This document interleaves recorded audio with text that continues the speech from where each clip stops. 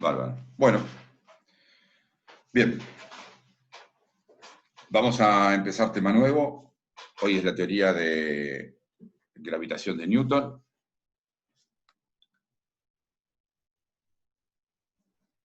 Un momentito. Ahí está.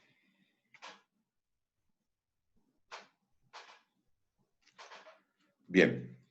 Entonces lo que vamos a ver es la teoría de gravitación. Profe, no está piñado la hoja. No está... Ah, es verdad. Ah, acá hay un problema. Sí. ¿Por qué me está pasando esto ahora? A ver, un segundito. Igual cada uno puede pinearla. No, pero yo se supone... Ok, no entiendo por qué no la veo. Sí, cada uno puede piñarla, es verdad. Es verdad. Ahora... Ahí lo tienen que ver A todos. mí no me deja. Bueno, igual ahí la tienen que tener. De todas maneras... Ahora sí. Sí. Bueno. Ok.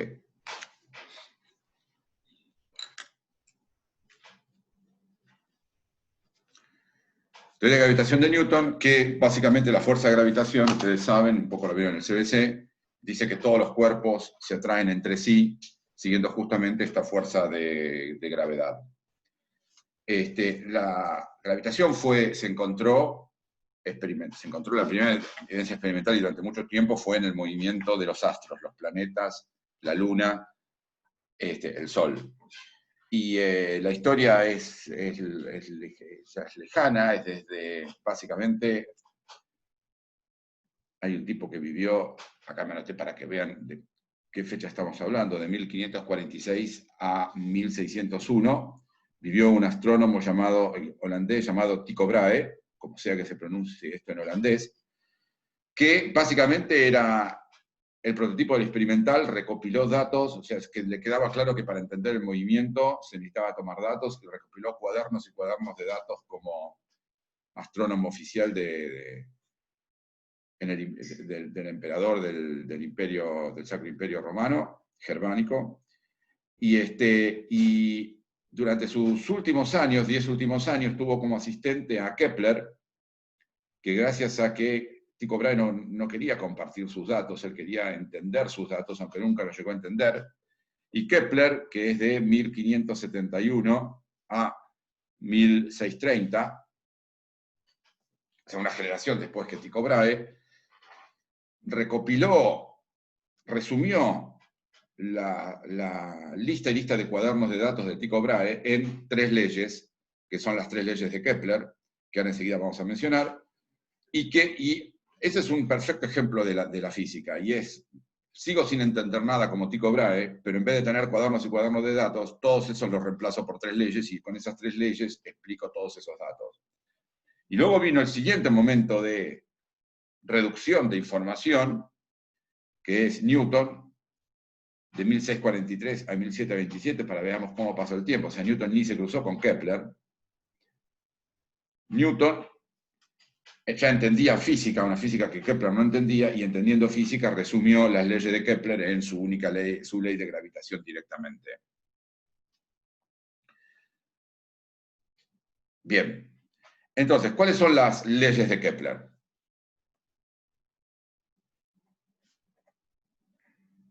Las leyes de Kepler son famosas, son 3. Siempre se refieren al movimiento de los planetas alrededor del Sol.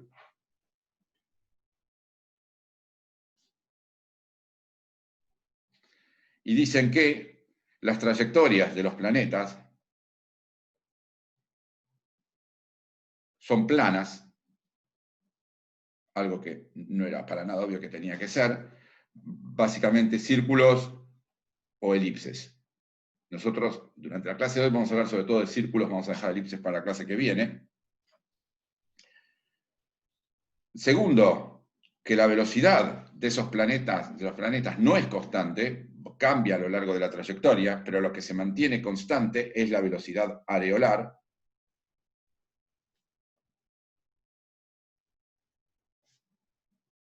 que ya la vimos, que es cuando vimos impulso angular, y es que el área que cubre un cuerpo a medida que va moviéndose, el área barrida, y estas dos leyes, lo discutimos cuando vimos impulso angular, y esa es la razón por la cual recién ahora vemos teoría de gravitación, es porque está bueno verlo después de haber visto impulso angular y energía. Si no, igual hubiéramos tenido que volver a gravitación. Si primero dábamos gravitación y después impulso angular y energía, tendríamos que haber vuelto a este tema luego. Entonces, estas primeras dos leyes, simplemente, cuando Newton luego se puso a entenderlas, se dio cuenta que estas dos leyes básicamente lo que querían decir es que el impulso angular es constante. Porque el módulo del impulso angular quería decir velocidad angular constante, que la dirección sea constante quiere decir que las trayectorias son planas, y que el sentido quiere decir que no cambian de sentido de giro. Estas dos leyes hablan de cómo son las trayectorias de un dado planeta. Un dado planeta tiene estas dos, cada planeta tiene esta propiedad, pero esto vale para cada planeta por separado. La tercera ley lo que hace es relaciona lo que le pasa a distintos planetas. Y dice, los distintos planetas están a distintas distancias del Sol, R es la distancia del planeta al Sol, tardan una cierta cantidad de tiempo en completar su órbita, en dar una vuelta alrededor del Sol, y estas dos cosas están relacionadas, y es lo que dijo en una ley que suena un poco rebuscada, a mí por lo menos cuando vi esto la primera vez dije, cosa más rebuscada, ¿qué quiere decir esto? Y es que periodos al cuadrado son proporcionales a radios al cubo, o distancias al cubo de las trayectorias. Y esto lo vamos a discutir enseguida, qué es lo que hizo Newton con eso. Con estas tres leyes, él explicaba absolutamente todos los datos de Tycho Brahe. Bien.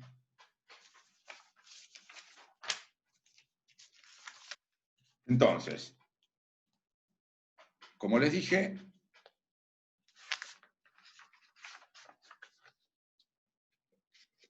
Newton tuvo esto para analizar. Entonces, lo primero vamos a discutir a ver qué quiere decir esta cosa acá medio críptica de que periodo al cuadrado va con R al cubo, para entender conceptualmente qué es lo que está escondido detrás de eso. Entonces, en vez de poner t cuadrado por R al cubo, podemos poner, sacando un medio, poner que periodo es proporcional a R a la, pasando el 2 dividiendo, me queda 3 sobre 2, R a la 1/5, a la 3 medios. Es lo mismo poner esto que poner que t es proporcional a la 3 medios. Entonces, para analizar qué es esto, analicemos primero casos más simples. Por ejemplo, vamos a considerar 3 casos. A, que la ley hubiera sido que t es proporcional al radio a la 0. Luego vamos a considerar B, proporcional al radio a la 1, y luego vamos a considerar la tercera, que es t es proporcional al radio a la 1,5, que es lo que quiere decir 3 medios.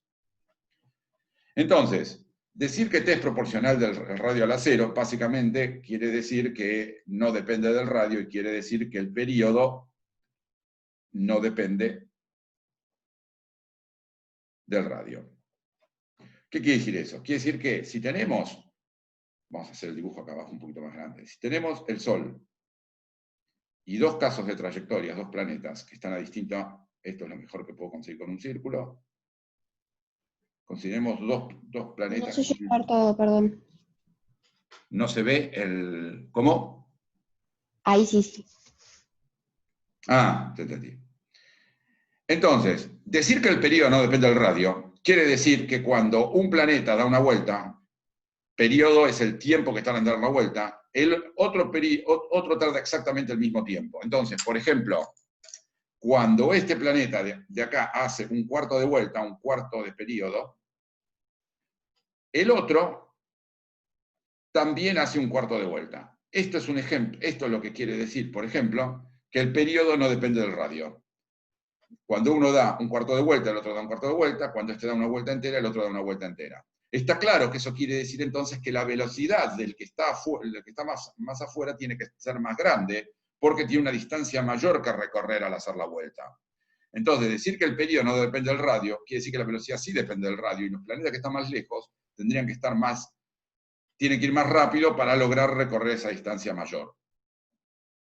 Una manera matemática que tenemos de ver esto, y vamos a discutirlo, es que la velocidad con la cual se mueve un planeta es la distancia que tiene que recorrer, que es el perímetro del círculo que realiza, que es 2pi radio, dividido el tiempo que tarda en dar la vuelta, que es el periodo. Esa es la velocidad. Distancia recorrida dividido el tiempo que tarda en recorrer. Tiempo, recuerden que para t, cuando digo t con mayúscula, quiere decir periodo. Tiempo que tarda en dar una vuelta. Entonces, en el caso que t no depende de r, nos queda directamente que si t no depende de r, nos da que la velocidad crece directamente con el radio. Esto es lo que podríamos llamar un sistema planetario calecita, porque justamente la calecita tiene esta característica. El que está en la parte de afuera de la calecita tarda lo mismo en dar la vuelta que el que está en la mitad en el caballito o que el que está más cerca del centro. Pero esto justamente no es lo que dice la ley de Kepler. Segunda, vamos a poner que t es proporcional al radio a la 1. Si esto hubiera sido la ley de Kepler, que tampoco es. En ese caso lo que tenemos es que la velocidad...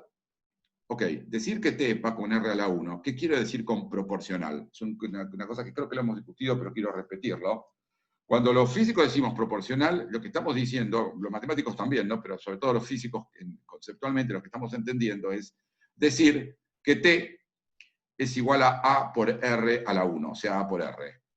Proporcional quiere decir que es igual a una constante multiplicado por eso, donde esta constante no puede depender del radio. Eso es lo que quiere decir a una constante. Entonces, decir proporcional a r a la 1, o decir que t es igual a por r a la 1, donde a es cierta constante no determinada, quiere decir exactamente lo mismo. Entonces, en este caso, si usamos la fórmula de la velocidad es 2pi r dividido el periodo, que es a por r, y nos da que la velocidad es 2pi sobre a. Y esto lo que nos dice entonces es que la velocidad no depende la velocidad de un planeta no depende del radio, es una constante que no depende del radio. O sea que todos los planetas se mueven a la misma velocidad. Ahora, ¿eso qué quiere decir? Eso quiere decir que cuando este dio un cuarto de vuelta, el otro no alcanzó a dar todavía un cuarto de vuelta porque si se mueve a la misma velocidad, recorre la misma distancia en una cierta cantidad de tiempo. Entonces, el tiempo que este tarda en dar un cuarto de vuelta, este se mueve a la misma distancia, digamos, más o menos será hasta por acá.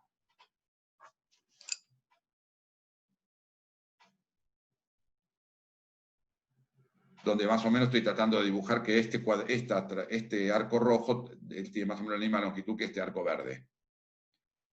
Decir que tiene la misma velocidad quiere decir que cuando este recorrió esta distancia, el que está más lejos recorrió la misma distancia, pero el precio de eso es que no terminó de dar la vuelta.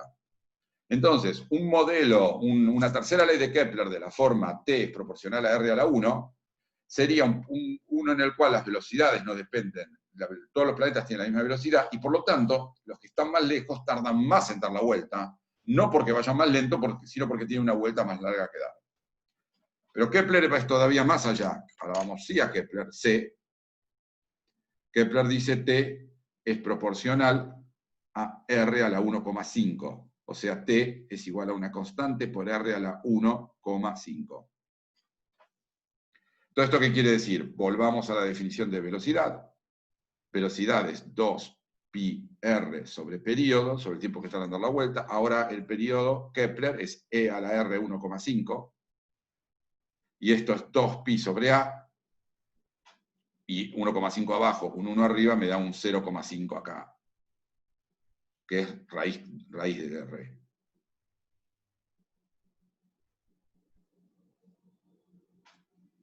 Y esto lo que quiere decir es que la velocidad de los planetas es más chica cuanto mayor es el radio. A medida que r va creciendo, la velocidad se hace más chica. Entonces, no solo tienen más distancia que recorrer, sino que además van más despacio. O sea que lo que realmente termina ocurriendo es que es una cosa así. Cuando este da esta vuelta, el tiempo en el cual como este se mueve más rápido, el tiempo en el cual este da esta distancia, este recorre una distancia menor, por ejemplo, hasta acá.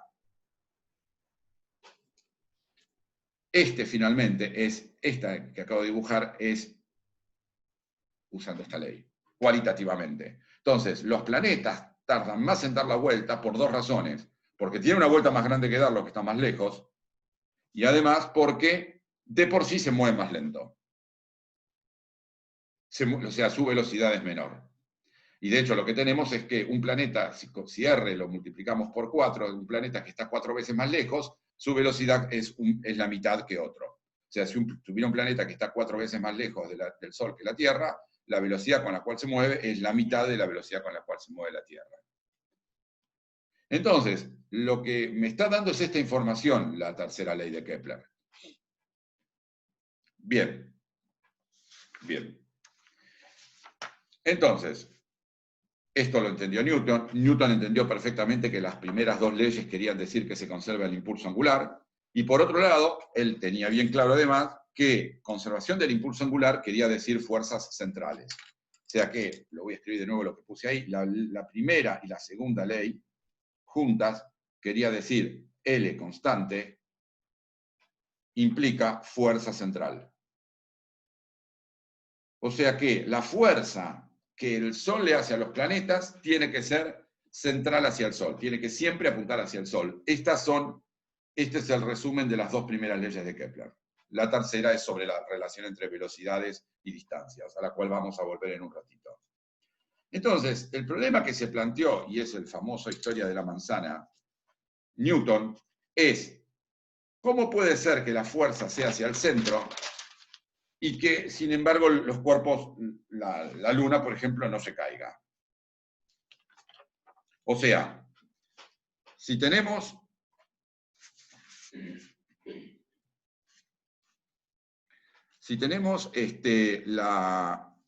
la Luna y la Tierra, si vamos ahora con la Luna y la Tierra, lo que tenía claro a partir de las leyes de Kepler es que esta fuerza era central. Cuando la Luna estaba acá es así, cuando la Luna está en otro punto... Profe, una pregunta. Sí, un segundito que dibujo esta. Es así. Él no sabía cuán grande era esta fuerza, pero lo que sabía es que siempre apuntaba a la Tierra. De la misma manera que en el movimiento de la Tierra alrededor del Sol, la fuerza que le hace el Sol a la Tierra es siempre en la dirección del Sol. Sí, decime. Pregunta de curiosidad. ¿Por qué la Luna, si es más chiquita que la Tierra, pero la Tierra es más chiquita que el Sol, la Luna no gira alrededor del Sol también? Porque la Tierra, la Luna, ahora vamos a ver eso, pero la Luna está mucho más cerca de la Tierra que del Sol, y la fuerza gravitatoria que siente de la Tierra es muchísimo más grande que la fuerza que siente del Sol, porque el Sol está más lejos. De todas maneras, estamos haciendo, y está bien la pregunta, nosotros estamos haciendo una abstracción típica de los físicos, y es que cuando estoy considerando el movimiento de la Luna alrededor del Sol, no estoy considerando la fuerza... el movimiento de la Luna alrededor de la Tierra, me estoy olvidando de la fuerza que hace el Sol. Y eso no está realmente mal, porque la fuerza que hace el Sol es mucho más chiquitita que la Tierra, es una corrección. Entonces, la manera realmente de hacer esa cuenta es primero considerar la fuerza que le hace la Tierra, y luego ver, bueno, y a ver qué cachito se modifica esto, porque además está el Sol. Lo mismo pasa con los planetas, en realidad. Nosotros vamos a considerar el movimiento de los planetas alrededor del Sol, y cuando decimos el movimiento de la Tierra alrededor del Sol, nos olvidamos de Marte, nos olvidamos de Venus y nos olvidamos de Júpiter. Pero en realidad, Marte, Júpiter y todos los otros planetas le hacen fuerza a la Tierra. Y por eso el movimiento de la Tierra alrededor del Sol no es exactamente un simple movimiento de un único cuerpo de la Tierra alrededor del Sol, sino que tiene pequeñas correcciones por los otros planetas. Pero eso es como una vez que uno entiende la ley de gravitación, es como hacer una pequeña corrección al problema central que nosotros estamos considerando. Y a entonces la respuesta es, el Sol está muy lejos, la fuerza que le hace la Luna es mucho más, la fuerza que le hace la Tierra a la Luna es mucho más grande que la que le hace el Sol. ¿De dónde saqué yo o Kepler? Veo ahí una cosa de dónde sacó el 3 medios. La pregunta es matemática, o sea, a ver. Usted, hay una pregunta por ahí que no estoy seguro de entenderla. ¿De dónde sacó Kepler esta ley? Claro, ¿cómo llegó a esa ley al R a la 3,3 medios? Ah, bueno, ok, eso es simple, eso es, si vos ves datos y datos, tratás de entender que, o sea, digamos, ellos tenían los datos de la posición de cada uno de los planetas alrededor del Sol en función del tiempo. Entonces pudieron medir con detalle cuánto tiempo tenía cuánto tiempo tardaba cada planeta en dar la vuelta, y sacaban la distancia de cada, y tenían a su vez la distancia de cada planeta al Sol, y entonces de datos experimentales lo logró resumir en esto. Esto es una flor de maravilla que filmando datos lograste sacar. Hoy en día lo que haríamos es un ajuste estadístico a los datos, probando distintas cosas y viendo cuál es el finalmente ajuste a los datos, aunque no entendamos. Con un telescopio solo, no tenían telescopio. El telescopio vino después con Galileo. A ojo desnudo es eso.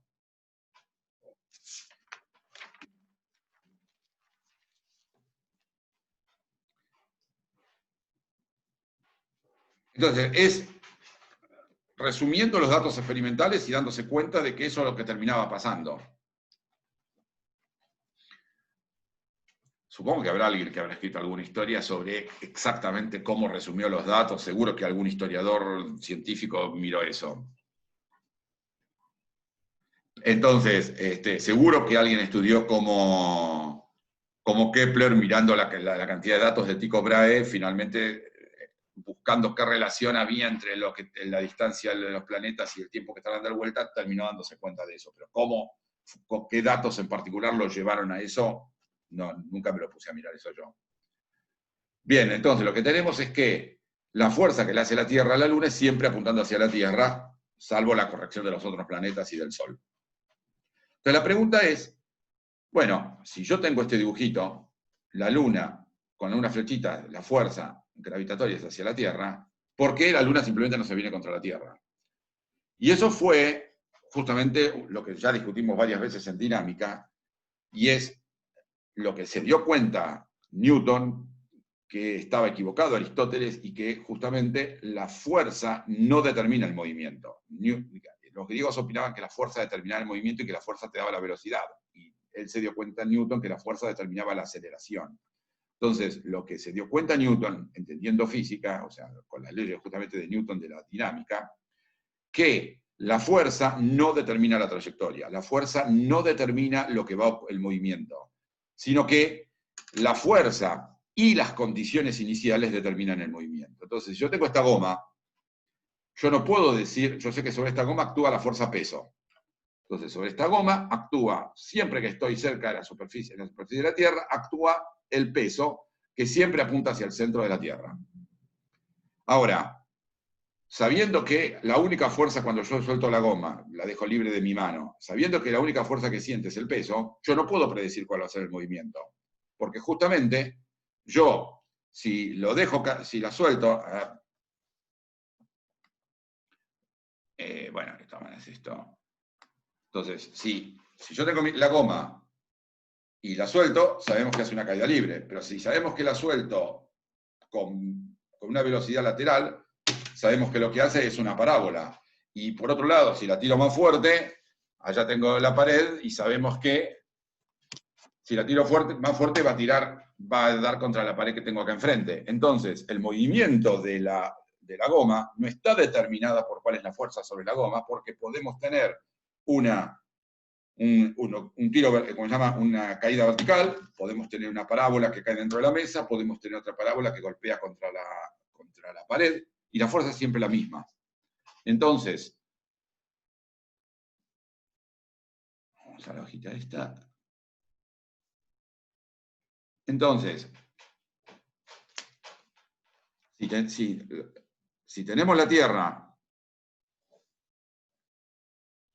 y tenemos un tipo, o digamos, me pongo a una cierta altura sobre una pequeña torrecita, un tipo, con la goma, si a la goma la suelta, la goma, por acción siempre de la misma fuerza, la fuerza no cambia, cae verticalmente, y es lo que llamamos tiro vertical. Si la tiro para arriba va a subir un poco y luego va a volver a caer. Si la tiro con una cierta velocidad paralela a la superficie, va a ser un movimiento que es una parábola de tiro, que ya lo estudiamos entre CBC y dinámica de esta materia. Si la tiro con mayor velocidad, va a hacer una parábola y va a ir más lejos. Si la tiro con mayor velocidad, va a ir más lejos todavía. Y finalmente, si la tiro con una velocidad suficientemente fuerte, lo que va a terminar es girando siempre por la fuerza que siente hacia el centro de la Tierra, pero terminar dando una vuelta entera. Y esta cuenta la hicimos varias veces porque sabemos qué es lo que ocurre. Sabemos que si tenemos una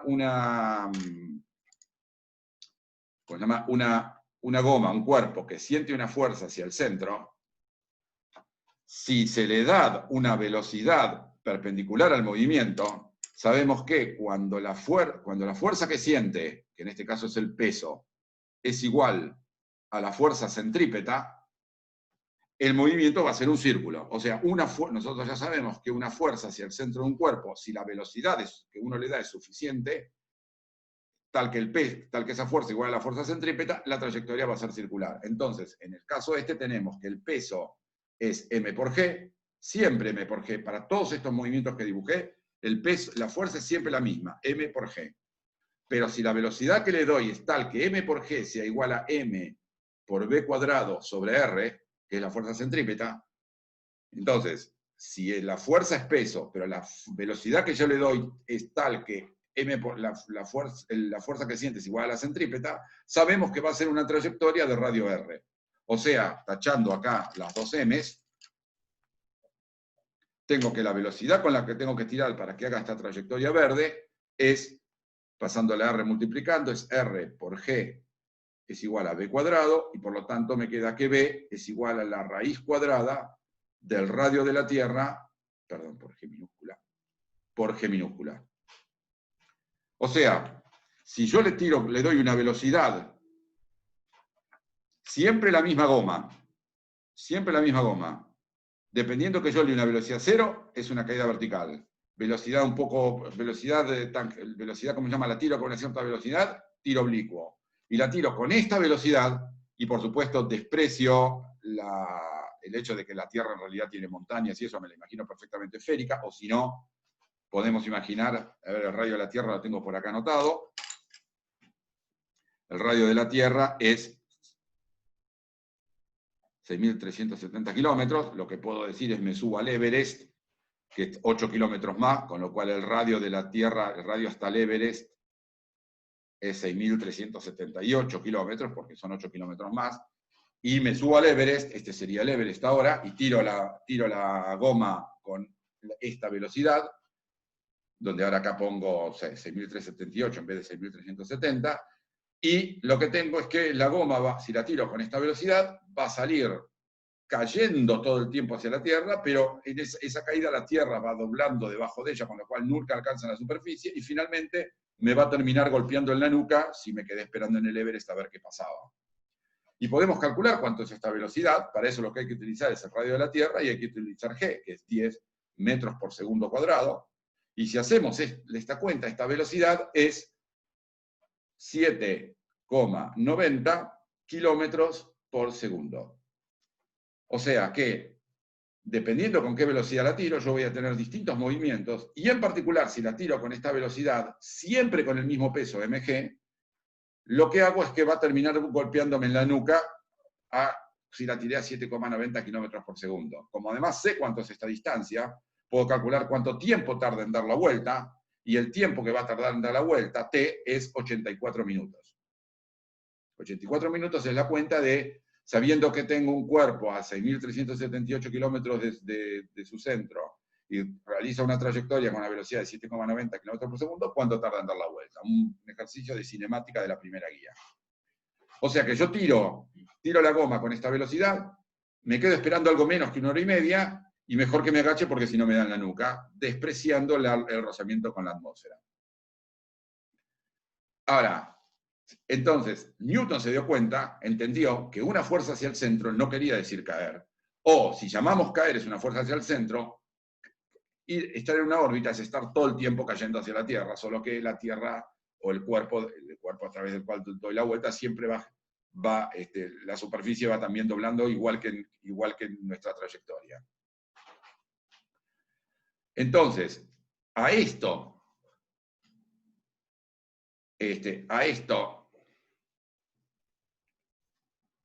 esta particular trayectoria es lo que nosotros llamaríamos poner la goma en órbita.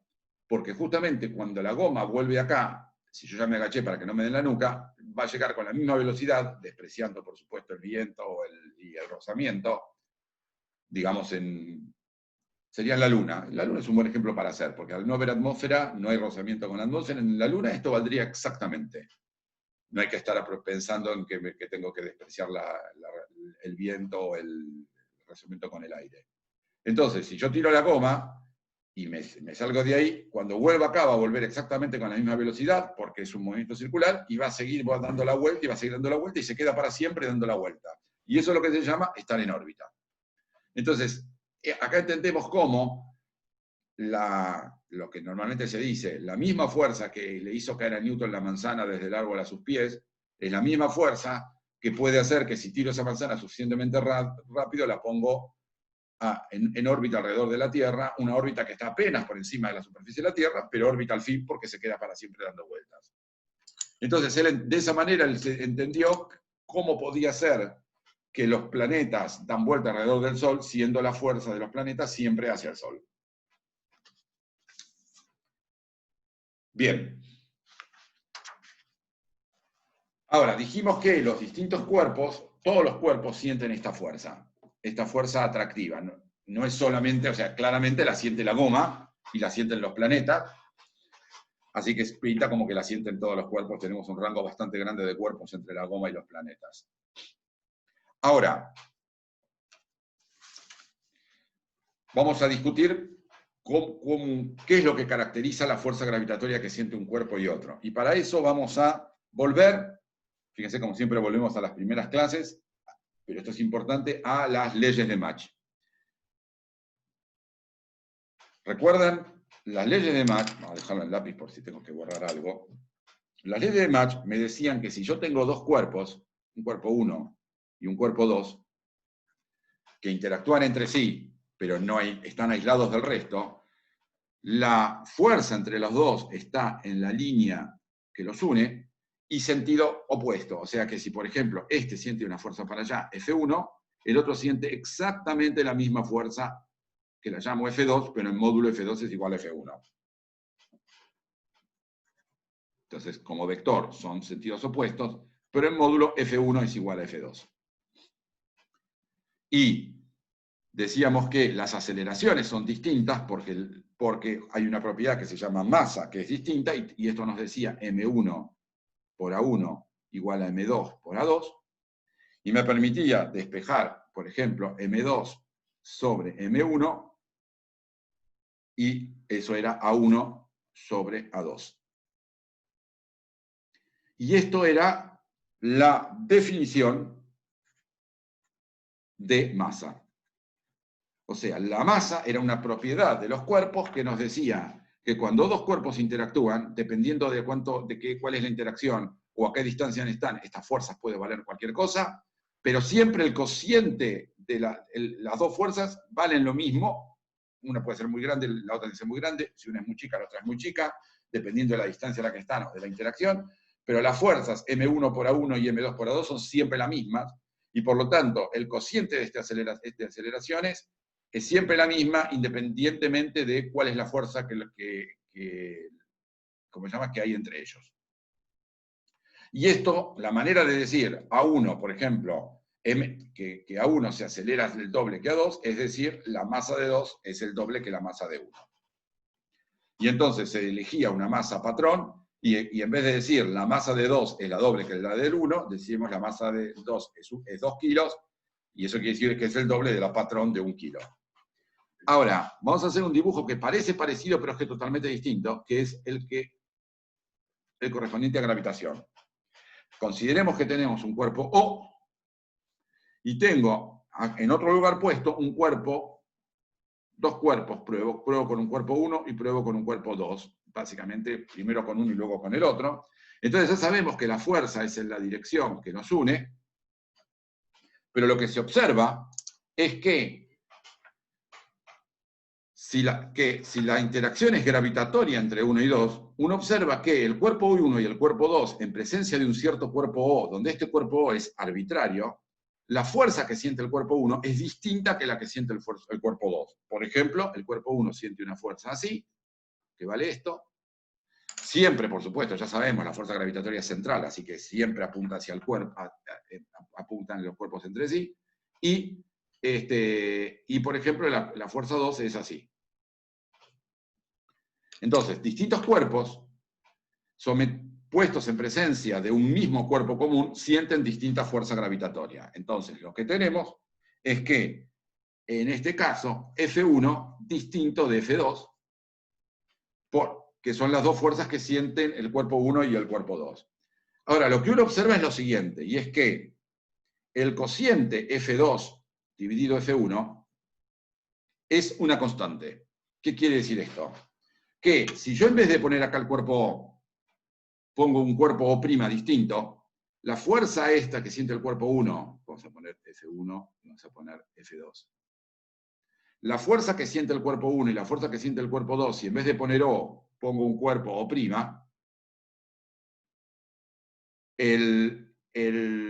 lo que tengo es que la fuerza 2 va a cambiar y la fuerza 1 va a cambiar, pero el cociente entre F2 y F1 se mantiene, es siempre la misma. Y si, por ejemplo, el cuerpo O lo alejo y lo pongo muy lejos, estas dos fuerzas van a ser distintas, pero el cociente de F2 y F1 va a ser siempre la misma. Entonces, no importa dónde pongo los cuerpos, por ejemplo, los puedo poner acá, con lo cual apuntan en esta dirección, los puedo poner en la casa del vecino, puedo cambiar el cuerpo O por otro cuerpo mucho más masivo o menos masivo. Estas fuerzas cambian en todos los casos, pero su cociente se mantiene constante. Y decir que se mantiene constante este cociente quiere decir que este cociente no depende de cuál es el cuerpo que está presente o dónde los ubico, sino que solo depende de estos dos cuerpos. Y a ese cociente se lo llama el cociente de masas inerciales. Y esto es la definición de lo que podríamos llamar carga inercial, pero por lo que viene ahora va a quedar claro que se llama definición de masa, y para distinguir entre estas dos cosas que no tienen nada que ver una con otra, a esta la llamamos masa gravitatoria, hubiera sido quizás mejor llamarla pedagógicamente carga gravitatoria, y a esta la vamos a llamar masa inercial. Entonces, si decimos que un cuerpo tiene el doble de masa gravitatoria que otra, lo único que estamos diciendo es que cuando interactúa gravitatoriamente con otra cosa, la fuerza que siente es el doble. Pero la razón por la cual podemos definir esta masa es que este cociente es constante, independientemente del cuerpo O, independientemente del lugar donde pongo a los dos. La condición es que los dos los pongan en el mismo lugar. Entonces, uno toma una masa gravitatoria patrón, que la va a llamar 1, y entonces si dice que un cuerpo tiene una masa gravitatoria de 3, quiere decir, en presencia de una fuerza gravitatoria, el cuerpo 2 siente 3 veces más fuerza que el cuerpo 1. Suena más sofisticado decir, este cuerpo tiene 3 veces más masa gravitatoria que este otro, pero solo quiere decir, en presencia de una fuerza gravitatoria, la fuerza que siente es el triple. Suena más corto decir, la masa gravitatoria es el triple. Entonces, recapitulando, la masa inercial proviene de la interacción entre dos cuerpos y, independientemente de cuál es la interacción, independientemente de a qué distancia están, estas fuerzas pueden valer cualquier cosa, pero el cociente de aceleraciones se mantiene constante y eso me permitió definir la masa inercial. Acá lo que tengo es que en presencia de la fuerza gravitatoria, solo la gravitatoria, este cuerpo siempre, el cociente de estas dos fuerzas es siempre el mismo, y a ese cociente lo llamamos masa gravitatoria. Y lo importante es que tenemos definido el concepto de masa gravitatoria y de masa inercial, entonces, como cociente de aceleraciones o como cociente de fuerzas. Fíjense que hemos definido un nuevo concepto, y esto es un buen momento para resumir algo que quiero insistir, aunque ya lo dije antes, y es que los físicos, cuando definimos magnitudes, lo que definimos es comparación de magnitudes. Por ejemplo, ya recuerden que cuando definimos el kilómetro, decimos el kilómetro es una separación física entre objetos, donde esa distancia que los separa, cuando decimos un kilómetro, queremos decir que es un 40.000avo de la distancia que hay del ecuador al polo. Entonces, decir un kilómetro no es más que decir qué fracción hay de lo que llamamos una distancia patrón, compararlo con otra distancia. Cuando decimos La hora quiere decir un 24 horas del día. Entonces, decir que la separación temporal entre dos cuerpos, entre dos eventos es una hora, quiere decir que tarda es un 24 horas de lo que dura el día. O sea que en un día te puede ocurrir 24 veces eso. Y de la misma manera, la masa inercial de dos cuerpos es la comparación entre sus aceleraciones. Y la masa gravitatoria es la comparación entre las fuerzas gravitatorias que sienten. Y por decir otro, van a ver la carga eléctrica y decir que un cuerpo tiene el doble de carga eléctrica es simplemente compararlo contra esa carga eléctrica patrón. Uno siempre toma, lo que hace es comparar contra una cosa que lo tomó como referencia. Luego esa referencia cambia si uno quiere tecnológicamente hacerlo más detallado, y por supuesto nadie utiliza hoy la distancia del ecuador al polo, ni el día. Sabemos que hacemos cosas más sofisticadas, pero conceptualmente sigue siendo exactamente lo mismo. La cosa que es completamente sorprendente es que estos dos cocientes son exactamente el mismo para el cuerpo 1 y cuerpo 2. O sea, mu2 sobre mu1 es igual a m2 dividido m1. Y esto es una flor de sorpresa, porque mu2 y mu1, m y mu, son conceptos completamente distintos. Completamente distintos. Uno me indica cuánto se acelera este cuerpo respecto de este otro ante cualquier interacción, cuánto más se acelera uno que el otro, y el otro me dice y las fuerzas son iguales, el otro me dice, dado que las fuerzas son distintas, el cociente de fuerza es siempre el mismo, o sea que siempre ante una interacción gravitatoria, independientemente del cuerpo y la posición, uno siente más fuerza gravitatoria que el otro. Una pregunta. Sí, bueno, ¿Acá estás hablando del cociente o de cada valor individual también? Es que por eso di la pequeña perorata que di recién. No existe el concepto de valor. Lo único que está definido es el cociente. Fíjate que lo único que yo puedo definir es el cociente de los dos. Solo puedo decir qué valor tiene mu2 una vez que elegí cuál es mi patrón mu1. Si yo digo que o M2 y M1, si yo digo que M2 es 2 kilos, lo que estoy diciendo es que M2 dividido el M1 del cuerpo patrón vale 2. Fíjate que Claro. lo único que tiene sentido es el cociente. Yo digo el valor absoluto una vez que elegí el patrón. Y lo mismo, cuando yo digo que algo tiene 3 metros o que algo tiene 1000 metros, no estoy diciendo nada, salvo que es un 40avo de otra distancia. No es un valor absoluto, es a cuál tomé como mi patrón. Es mucho más cómodo decir valores absolutos contra un patrón que están dando todo el tiempo cocientes. Pero lo único que realmente existe como concepto físico es el cociente. Entonces te agradezco la pregunta, porque resalta el hecho de que lo que sí tiene definición propia es este cociente, que es el cociente de aceleraciones, y este cociente que es el cociente de fuerzas gravitatorias. ¿Te quedó claro Bueno, la respuesta? Que sí, quedó claro. Gracias. Entonces, esto es importante primero entender el concepto de fuerza de masa gravitatoria y de masa inercial para entender que no tenían por qué ser iguales. Y durante mucho tiempo los físicos tenían la flor de sorpresa, decían, qué cosa más extraña, o sea, es que estos que sean iguales.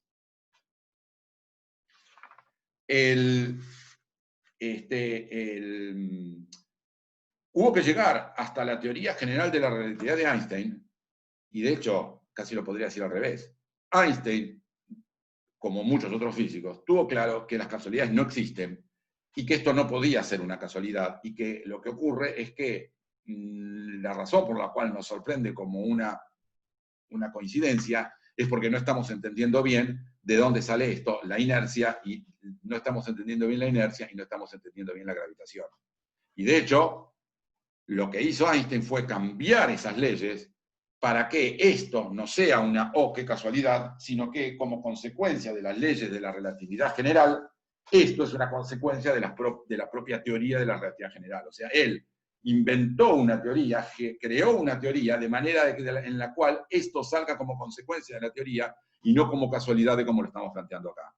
Cuando aparece una casualidad, lo más probable es que haya una teoría subyacente de la cual eso es una consecuencia. Las casualidades no existen.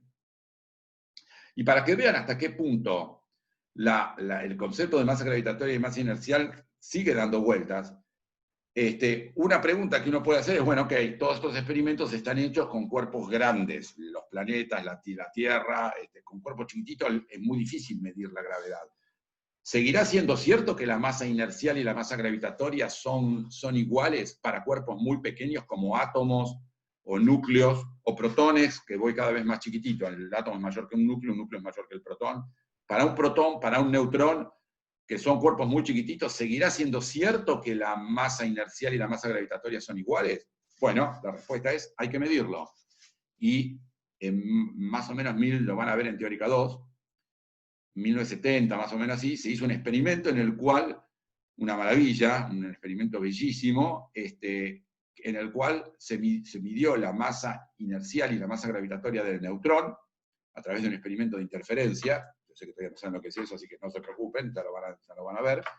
Y que incluso para el neutrón, que es el cuerpo sin carga, la razón por la cual hubo que hacerlo con un cuerpo sin carga es porque si el cuerpo tiene carga como el protón o el electrón, la fuerza eléctrica le pasa el trapo a la gravitatoria, es imposible medirla.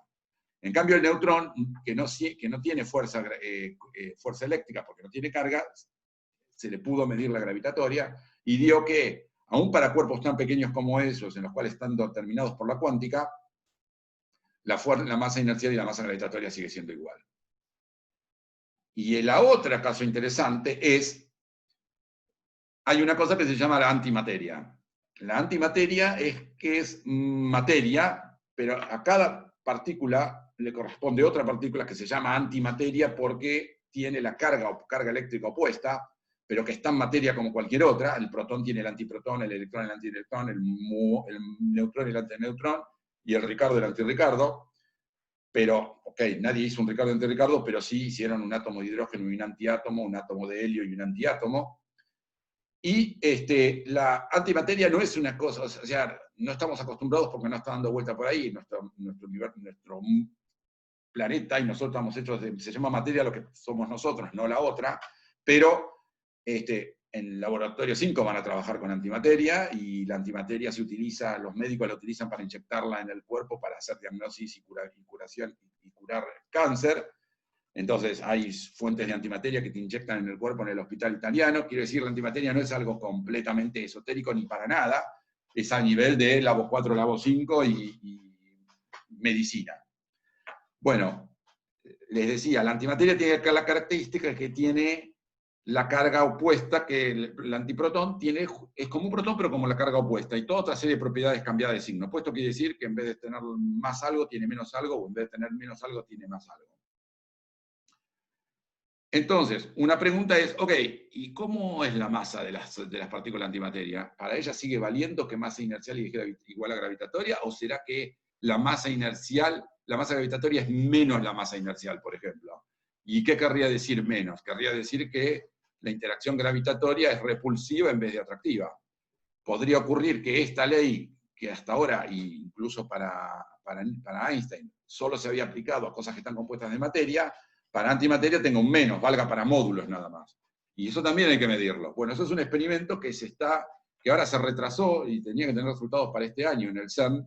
Es un experimento pequeño y que básicamente lo que busca es comparar la masa inercial con la masa gravitatoria y, resumiéndolo, ver si en un campo en la Tierra la antimateria se va para arriba en vez de se va para abajo, o sea, si la repele en vez de la atrae. O sea, si esto es con módulos o es absoluto. Esa es básicamente lo que mira ese experimento. Bueno, con la pandemia se retrasó un poco, pero se estaba terminando de montar el año pasado. Entonces, para que vean que los físicos no tenemos que dar nada por sentado. Escribimos esto, pero hay que explicar, esto no puede ser casualidad, y aparte hay que preguntarse y en qué rango físico, qué rango experimental hemos medido, y si la masa es más chiquitita vale, y si la masa es de antipartícula vale, y hay que preguntarse, no hay que darlo por sentado. La respuesta va a estar pronto, por ejemplo, si esto es con módulo y es con un menos, o esto es absoluto, por ejemplo. Bien, entonces lo que tenemos es bien definido, espero que les haya quedado claro el concepto de masa gravitatoria y de masa inercial, y de ahora en más, ya que tenemos que son iguales, bueno, que tenemos que los cocientes son iguales, se toma el mismo patrón para los dos, Y por lo tanto, uno, en vez de decir la masa del cuerpo 2, o la masa gravitatoria del cuerpo 2, directamente va a escribir esto, ya que al haber tomado el mismo patrón y tener esta igualdad, no necesitamos estar aclarando si es masa gravitatoria o masa inercial, y no, solo voy a poner mu cuando quiera resaltar la diferencia con la masa, entre masa inercial y masa gravitatoria, lo cual va a ocurrir dentro de un ratito nada más. Pero en general, entonces, lo que vamos a estar escribiendo es mu, m en lugar de mu, pero recuerden que eso es porque existe esta propiedad, si no, eso no sería cierto. Bien, ¿qué tenemos entonces? Tenemos que Newton sabía que la fuerza era la fuerza gravitatoria, entre dos cuerpos, o si la fuerza gravitatoria que siente sí, vamos a ponerlo en el módulo primero, entre dos cuerpos, entonces, depende de los cuerpos, y va con la masa gravitatoria del cuerpo 1 y el cuerpo 2, cuanto mayor es la masa de un cuerpo, el cuerpo, podemos llamar el cuerpo, vamos a hacer la fuerza entre la Tierra y el Sol, para ser concreto de lo que él estaba estudiando, es la masa gravitatoria de la Tierra por la masa gravitatoria del Sol, y está claro que esta fuerza es mayor cuanto mayor es la masa gravitatoria del cuerpo, que es lo que acabamos de definir. Y aparte, depende de la distancia entre los cuerpos. La fuerza gravitatoria depende de la distancia entre los cuerpos, y habrá una cierta función G de R, que todavía no la conocemos, pero sabemos que depende de la distancia. Entonces, vamos a hacerlo en dos pedacitos. Entonces, lo que primero planteó Newton es, bueno, la fuerza gravitatoria entre la Tierra y el Sol es una cosa que depende de la masa gravitatoria de la Tierra, es proporcional a ella, proporcional a y proporcional a una fuerza, a una función de la distancia. Entonces, como ya dijimos, ser proporcional quiere decir que la relación entre esto y esto es igual a menos de una constante multiplicativa, y a esa constante multiplicativa se la llama constante gravitatoria. Donde decir esta constante G es lo mismo que decir que es proporcional, solo que es darle un nombre a esa proporcionalidad. De la misma manera que antes, cuando había dicho que decir que T es proporcional a R a la 1,5, quiere decir que T es A por R a la 1,5 en las leyes de Newton. Tienen que entender que esto y esto es lo mismo, solo que es poner manifiestamente cuánto vale esta constante de proporcionalidad, que se llama constante gravitatoria. Ahora, lo que no se sabe todavía es esto, cuánto vale esto. Sí se sabe que la fuerza es central, que la Tierra es atraída al centro del Sol, la fuerza central, pero para sacar esto utilizó Newton la tercera ley de Kepler. Entonces, lo que él se planteó es, en vez de poner así, puso una fórmula genérica y dijo, bueno, por R a la alfa, donde alfa es un cierto número que no conocemos, y que básicamente es decir que esta función es de la forma de una potencia, básicamente. Y entonces, en lo que se planteó es el concepto, bueno, a ver si lo voy a poner en la hoja de al lado, porque si no, no me va a entrar. Profe, Sí. una pregunta. Hay en la ecuación cuando usted masa gravitatoria de la Tierra y el Sol, ¿esos números se saben? O como dijiste antes, que lo único que está definido era el cociente, no sé si esos son números que se saben o... Bueno, de nuevo, se saben, y luego te voy a comentar cómo. Newton no lo sabía. Newton no la sabía. Dijo, tiene que tener un valor, pero no sé cuánto vale. Ahora vamos a ver qué es lo que sabía Newton. De todas maneras, hoy en día se sabe perfectamente, de hecho, se sabe desde 1801, bastante después de Newton, ya estamos en el 1800, recién ahí se supo un experimento Cavendish, que lo voy a contar enseguida, en el cual él midió la masa de la Tierra. En realidad lo que midió lo que comparó es la masa de la Tierra. Recuerden, no existe el concepto de masa absoluta. Si yo digo que la Tierra tiene tantas toneladas, lo que estoy es comparándolo con la masa patrón, la tonelada, o un milésimo de la tonelada, que es el kilo. Entonces, ¿cuánto es la inercia de la Tierra o la masa gravitatoria de la Tierra en interacción gravitatoria comparada con un patrón? se midió recién en 1801. Y luego enseguida les voy a contar cómo. Pero, acá yo lo pongo como que fuera conocido, pero en realidad en el momento de Newton no era conocido. Luego voy a contar cómo Newton se convenció que lo que estaba haciendo estaba bien. Voy a volver sobre tu pregunta. Entonces, repito de nuevo lo mismo, que del otro lado, vamos a escribir que la fuerza que siente el cuerpo 1 y 2, entonces es la constante gravitatoria, bueno, cierto, tierra-sol. Podría llamarlo, de hecho, bueno, no vamos a llamarlo,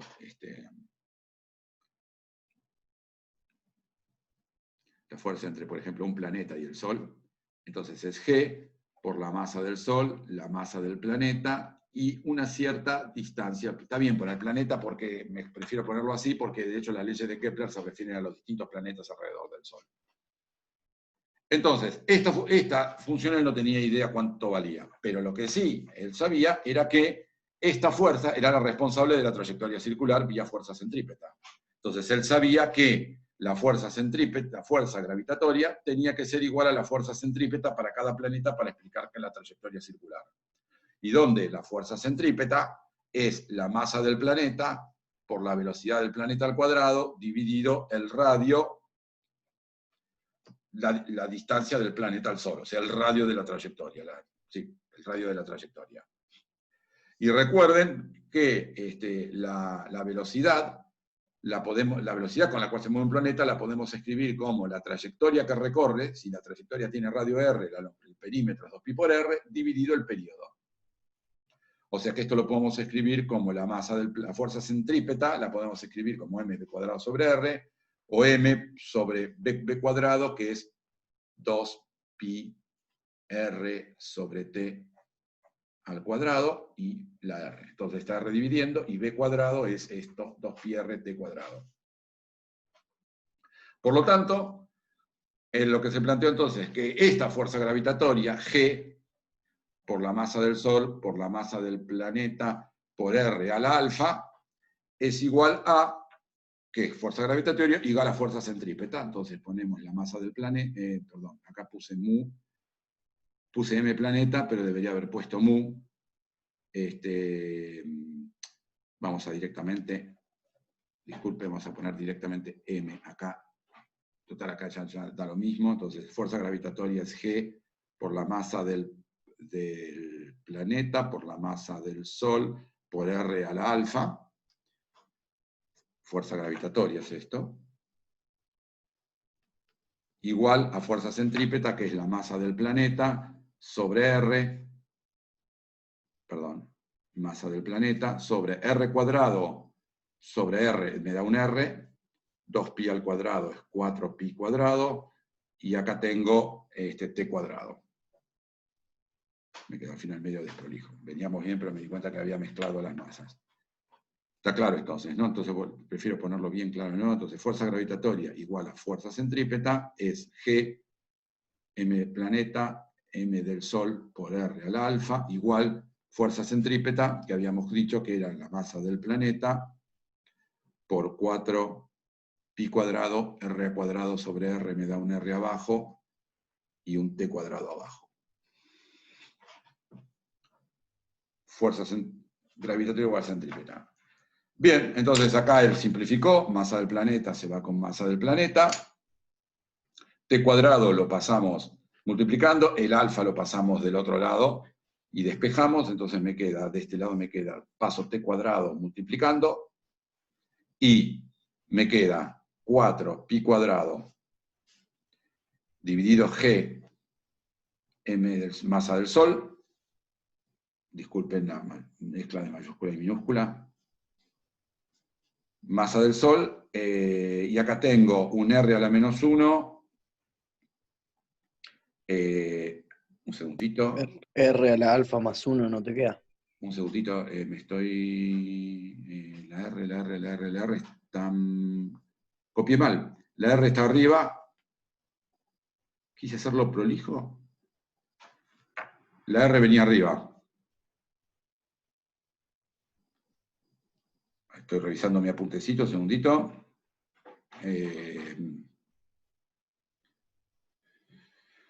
Sí, la R arriba. está claro, ¿no? La R venía de acá, de R al cuadrado dividido R. ¿Lo ven o lo escribo de nuevo? Entonces, esta R al cuadrado dividido R me daba la R arriba y tenía que dejar la R arriba. Con lo cual me queda este R pasa, entonces esto es R, y este que es R a la alfa pasa R a la menos alfa. ¿Me siguieron o lo escribo de nuevo? Más prolijo. Dígame si alguien no... Porque, es un hinchaste ahora que veo la pantalla. Entonces, G por la masa del planeta, disculpen de nuevo, pero prefiero escribirlo prolijo una vez, es la masa del planeta por 4pi cuadrado por R que está arriba dividido t cuadrado. Y esto venía de que fuerza gravitatoria es igual a fuerza centrípeta. Entonces, se va masa del planeta, t cuadrado lo paso arriba, y acá me queda 4pi cuadrado dividido G por la masa del Sol por R a la 1, y el alfa pasa como menos alfa, a la 1 menos alfa. R, si el alfa pasa restando al otro lado.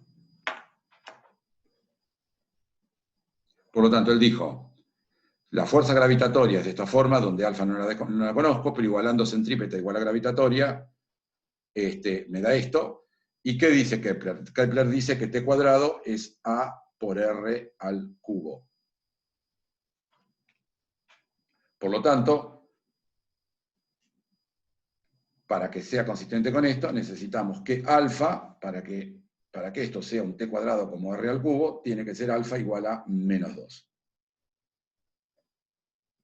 Si alfa es igual a menos 2, me queda justamente Kepler, que es t cuadrado por R al cubo. O sea, Newton no sabía cuánto valía este alfa, y sacó cuánto era la relación entre el período y lo que tarda un planeta en dar la vuelta y el radio de su trayectoria, y le dio que es esto, pero como el dato experimental era que t cuadrado iba como radio al cubo, bueno, disculpen, acá es R minúscula, R mayúscula, es lo mismo.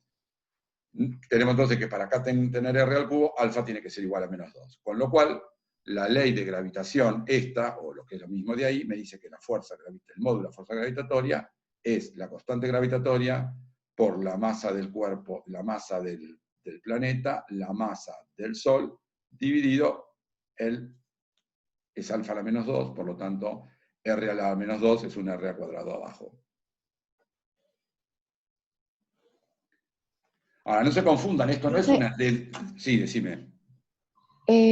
Perdón que no llego a ver porque lo veo medio borroso. La R del periodo al cuadrado, ¿está elevado a qué cosa? O no llego a ver. ¿Acá? No, en el que está en cuadrado. ¿Acá? El ¿Esto que dice, acá? sí, ese. Sí. 1 menos alfa. Ah, pero eso deberías sacarlo. ¿Este alfa lo ves? Sí. Entonces, este alfa del otro lado pasa como R a la menos alfa. Y es el menos alfa que hay Sí. acá. Entonces tenemos un R a la 1 y un R a la menos alfa. Ah, listo, gracias.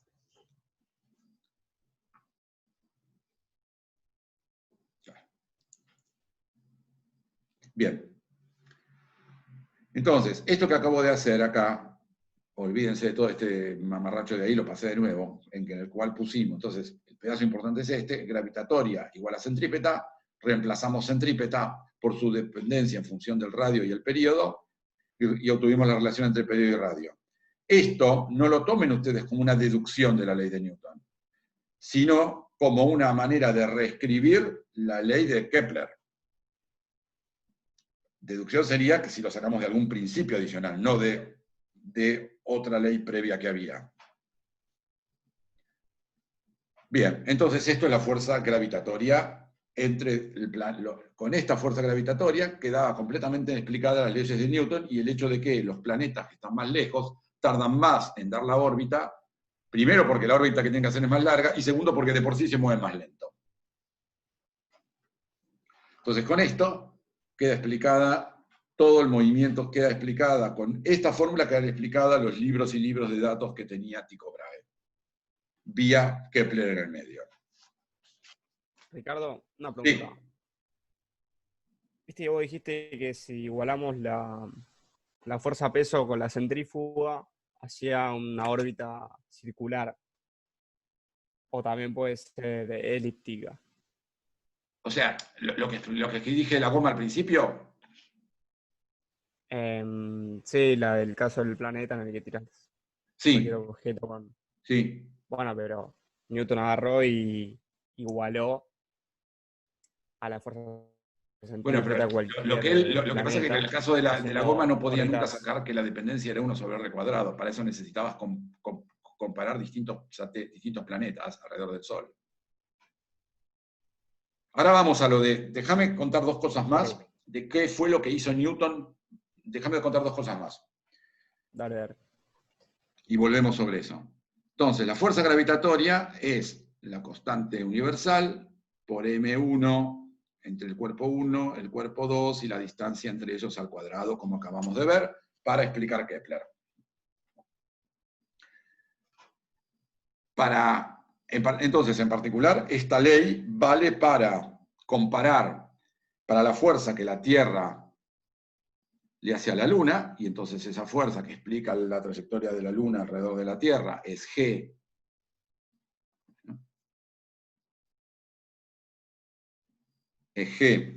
por la masa de la Luna, la masa de la...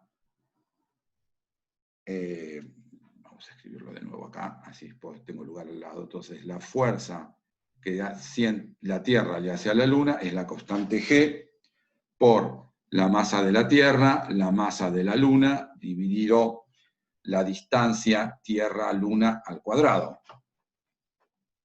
Y eso explica el movimiento de la Luna alrededor de la Tierra. Pero a su vez, la misma ley gravitatoria explica el comportamiento de la goma y un cuerpo en general en la superficie de la Tierra, donde la fuerza que la Tierra le hace a un cuerpo es la misma ley exactamente. Es G por la masa de la Tierra, por la masa de la goma, dividido la distancia entre la Tierra y el cuerpo, que en este caso, si estamos en la superficie de la Tierra, es el radio de la Tierra al cuadrado. Entonces, acá es donde se realza el concepto de ley universal de gravitación. Es la misma ley para la interacción entre 2 cuerpos muy masivos, o un cuerpo muy masivo y uno que no es masivo. La ley es tan universal independientemente de que estamos hablando de cuerpos astronómicos o no. Ahora, sin hacer cuentas, si yo, como por ahí me preguntaron, ¿cuánto vale la masa de la Tierra? Cuando se sale la masa de la Tierra, la masa de la Tierra no es algo que ustedes tengan en la cabeza. El radio de la Tierra sí, es un número más conocido, y ciertamente no la constante universal de Newton. Ahora, mi pregunta es, ¿y cuánto vale este particular combinación de acá? Eso me la tienen que decir inmediatamente cuánto es lo que vale. 9,8. Exactamente. Eso es G. Eso es 9,8 metros por segundo cuadrado. Porque eso, multiplicado por la masa del cuerpo de la goma, es justamente la fuerza gravitatoria. Entonces, la fuerza, la universalidad de la ley de Newton nos dice que la gravedad la explicamos como esta combinación, la constante universal gravitatoria por masa de la Tierra dividido radio de la Tierra al cuadrado. En eso es lo que se ve la universalidad. Ahora, el problema es que Newton no podía. Entonces, lo que tenemos es que la gravedad, la aceleración de la gravedad es G por mt sobre radio de la Tierra al cuadrado. Ahora, esto está muy lindo si sabemos esto. O sea, ahora que conocemos la masa de la Tierra, radio de la Tierra y esta constante, hacemos la cuenta, nos da 10 y decimos, bueno, evidentemente no hay duda de que la ley de gravitación es universal. Pero Newton ni conocía la constante G, ni conocía cuánto era la masa de la Tierra. Y ahí veo que está medio... Voy a esperar a ver si se... Bueno, veo que cuesta leer la pantallita ahí. Profe, si saca su cámara no se va a ver un poco mejor. Ah, verdad, gracias. Sí.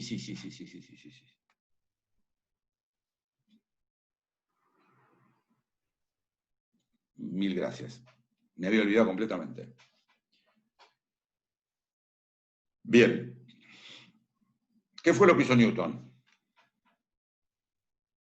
Entonces, esto es un lindo chequeo, pero que Newton tenía que esperar del orden de, ¿cuánto era que vivió Newton? Newton hubiera tenido que esperar unos 70 años, morir 70 años más tarde para llegar a averiguar cuánto valía la masa, que alguien le mida la masa de la Tierra. Entonces, ¿qué es lo que hizo para mostrar que la fuerza que siente la Luna por la Tierra es la misma ley que la que siente la goma por la Tierra? Bueno, entonces, Airborne una vez más se planteó que fuerza gravitatoria es igual a fuerza centrípeta para la Luna y luego para la goma. Entonces, lo que tenemos es que la fuerza gravitatoria es G, una vez más, por la masa de la Tierra, la masa de la Luna, dividido la distancia Tierra-Luna al cuadrado. Recordemos que las masas no se conocían todavía de los cuerpos celestes. Y esto tiene que ser igual a la masa de la Luna por la velocidad que tiene la Luna al cuadrado, dividido, bueno, la distancia Tierra-Luna, que es la fuerza, entonces esto es fuerza gravitatoria igual a fuerza centrípeta. La velocidad de la Luna, como sabemos, bueno, masa de la Luna, distancia Tierra-Luna, y la velocidad de la Luna, sabemos, es 2pi por la distancia Tierra-Luna, es la longitud de la trayectoria de la Luna, dividido el periodo de la Luna, es la velocidad, y esta velocidad va al cuadrado, esto es al cuadrado. Y entonces... Profe, una pregunta. No llego a leer qué es lo que dice a lo último del paréntesis. Acá, distancia Tierra-Luna. Sí. Ah, listo, gracias. Ahora lo escribo un poquitito más grande. Lo escribo acá. De todas maneras quiero borrar...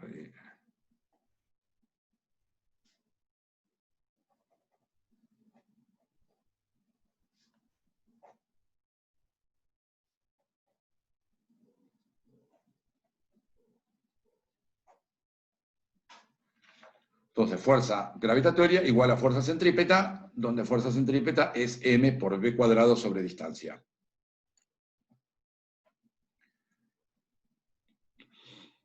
Y entonces, bueno, acá, Una pregunta. la masa de la Luna se va, porque va en los dos lados, sí.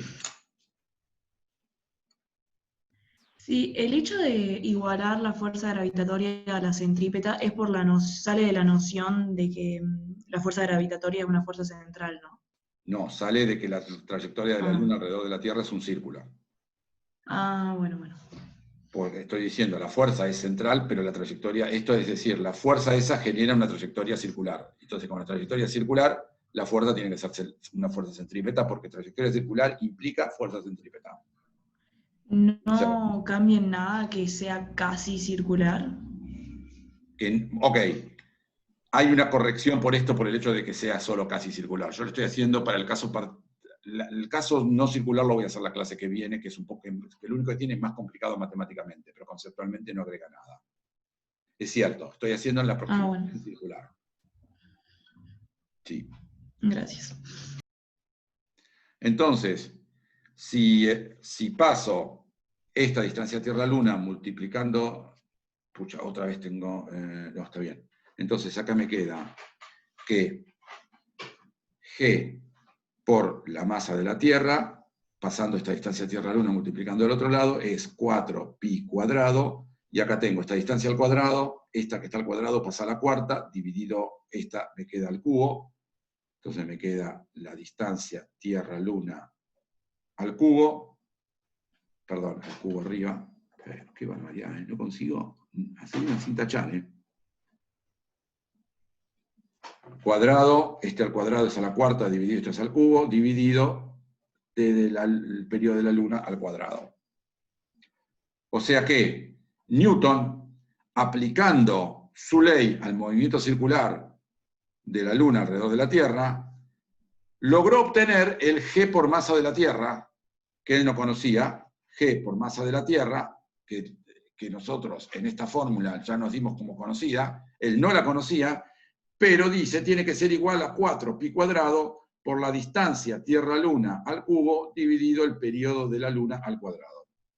Y entonces, la fórmula de la gravedad, fíjense que él seguía sin saber cuánto vale la masa de la Tierra y cuánto vale la constante gravitatoria, pero sabía que si esa fuerza era la responsable de que la Luna diera una vuelta en 28 días, este producto tenía que ser igual a esto. Y entonces, reemplazando acá G por mt, nos queda 4pi cuadrado por la distancia Tierra-Luna al cubo sobre el periodo de la Luna al cuadrado, que es este GMT, dividido el radio de la Tierra al cuadrado.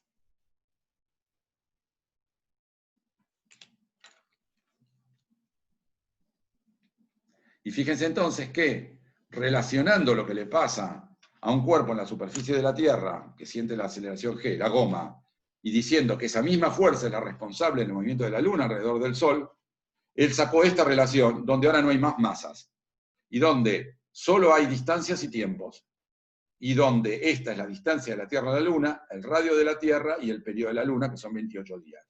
En la época de Newton ya se recontra conocía la distancia Tierra-Luna y el radio de la Tierra. De hecho, el radio de la Tierra se conoce desde ambas magnitudes se conocen desde los griegos. Los griegos sí tenían claro que la Tierra era redonda y habían medido el radio, Eratóstenes. Había medido el radio de la Tierra, Eratóstenes.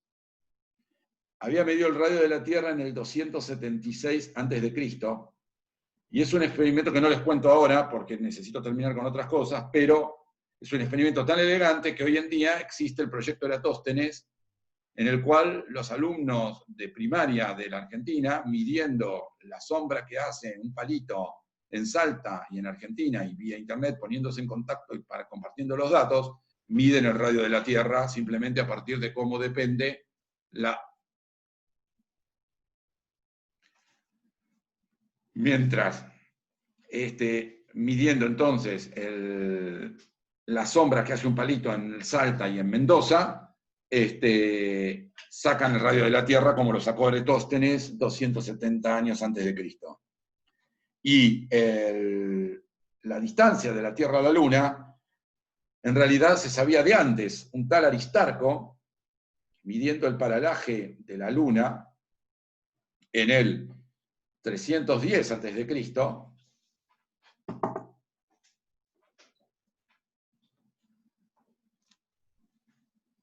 en el 310 a.C., midió cuánto era el cociente de la distancia de la Tierra a la Luna dividido el radio de la Tierra. Midió este cociente. La distancia a Tierra, midiendo el paralaje, que también se los puedo contar en otro momento, pero necesito avanzar con otras cosas.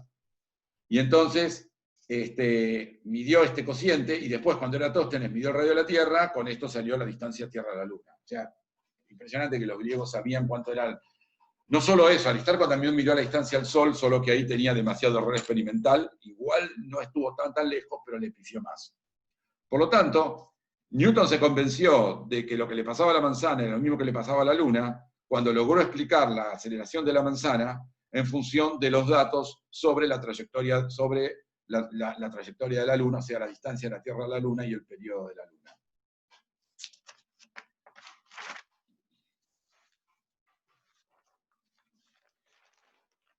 Para poder separar, entonces, él logró, a partir de estos datos geométricos, obtener cuánto era la constante gravitatoria por la masa de la Tierra.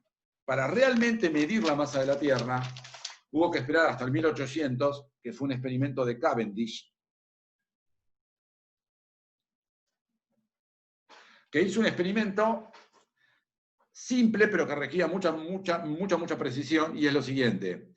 Con una balanza de torsión, pueden buscar mejor un dibujito en el Alonso Fino, en la Wikipedia, pero básicamente imagínense un hilito que cuelga del techo, y del cual cuelga, vía una barra, cuelgan dos masas pequeñas, que en el caso de él eran de acero, y busqué, son de 700 gramos cada una.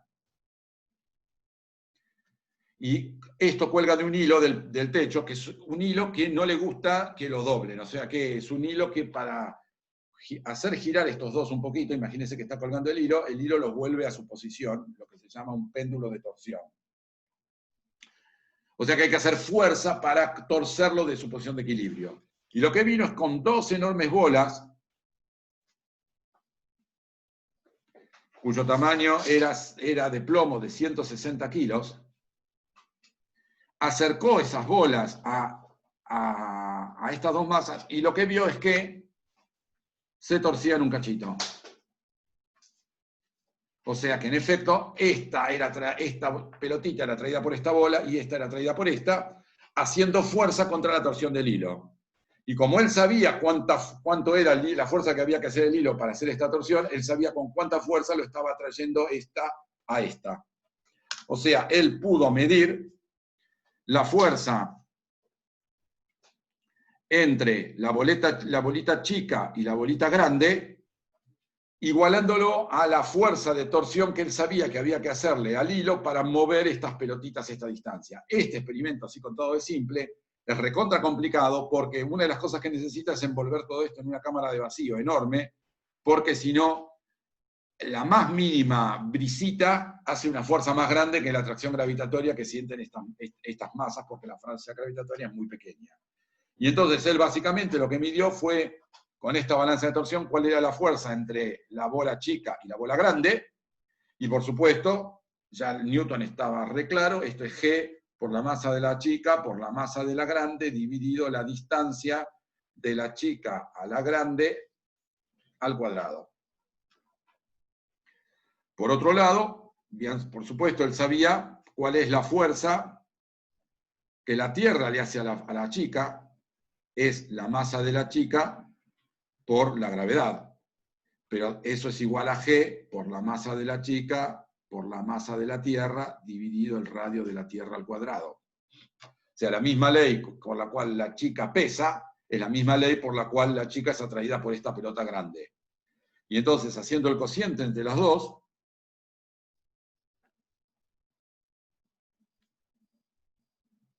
se le va la G, se le va acá la MC y queda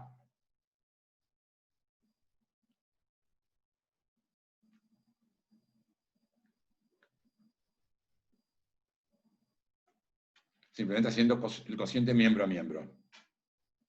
Entonces, él sabía qué distancia había entre la bola chica y la bola grande, porque lo midió. Él sabía midió con la torsión cuánto era la fuerza entre la chica y la grande. Conocía la masa de la chica y la masa de la grande, porque esas ya eran conocidas, eso era medir cuerpos pequeños, y de esa manera pudo medir la masa de la Tierra.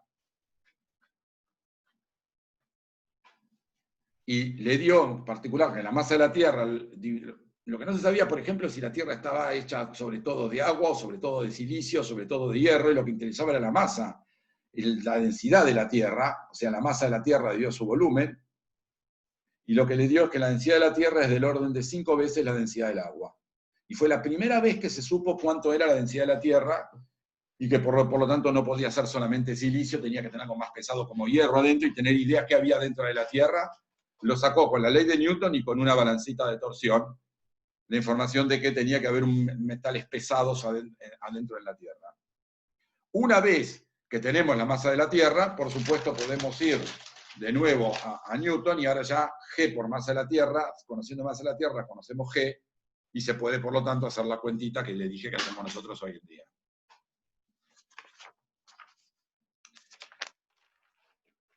Hay dos cuentitas simples interesantes para hacer. Bueno, entonces les dije que una vez que se midió la masa de la Tierra, ya recuerden que sabíamos cuánto valía G por la masa de la Tierra, entonces una vez que se supo la masa de la Tierra, se supo G, y es un número muy chiquitito que vale 6.67 por 10 a la menos 11 Newton por metro cuadrado sobre kilogramo cuadrado. Y donde, por supuesto, la razón de las unidades de esto se entiende porque la constante G se mide en Newton por metro cuadrado, que pasa multiplicando, dividido kilogramo cuadrado, que pasan dividiendo estas dos masas, y de ahí salen estas unidades. Repito, una vez que Cavendish me dio la masa de la Tierra, y que teníamos que G por la masa de la Tierra está relacionada con estas distancias, midiendo la masa de la Tierra, salió G. Es interesante que los físicos recién se dieron cuenta que Cavendish había medido la constante gravitatoria, midiendo la masa, había medido la constante gravitatoria unos 80 años después que Cavendish. no se habían dado cuenta de la importancia de que ese experimento de paso había medido G.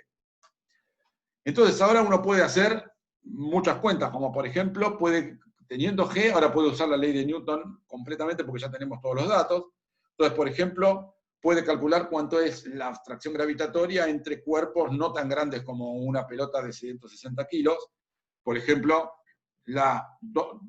por ejemplo, ¿cuánto es la atracción gravitatoria entre personas? Digamos que personas de 70 kilogramos, dos personas que se están, digamos, abrazando, cosas que están a 20 centímetros. La distancia entre las dos personas es 20 centímetros, o sea, 0,2 metros. Y entonces ustedes pueden agarrar y calcular cuál es la fuerza gravitatoria entre dos personas promedio de una distancia de abrazar, y bueno, reemplazan G por Profe, 70 ¿es kilogramos. 667 o 667?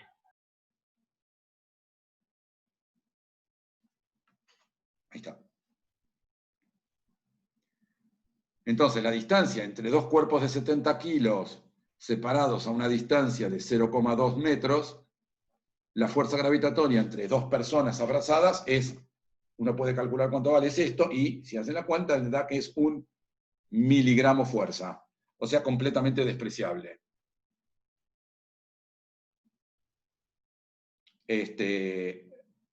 Como verán, es una fuerza muy pequeña, y acá el chiste es que cualquier fuerza de atracción que se siente entre dos personas que se abrazan ciertamente no es de origen gravitatorio. Chiste viejo, pero chiste de físicos, digamos, o sea, chiste malo. Y también podemos calcular otras dos cosas que me interesan, volviendo una vez más a que la fuerza centrípeta es igual a la fuerza gravitatoria para cualquier trayectoria circular. Tenemos entonces que m por b cuadrado sobre r es gamma, digamos, por la masa de un cuerpo y la masa del otro. Perdón, gamma no, es cierto que la llamo g sobre r. Cambié de notación en su momento, y entonces centrípeta igual a fuerza gravitatoria. Una vez más, ahora quiero directamente escribir la fórmula de la velocidad, con lo cual lo que me queda acá es que la velocidad al cuadrado es igual a g por m, y este r que pasa multiplicando para allá, con este r cuadrado me da un r abajo, y me da que la velocidad que tiene que tener un cuerpo es g por m sobre r.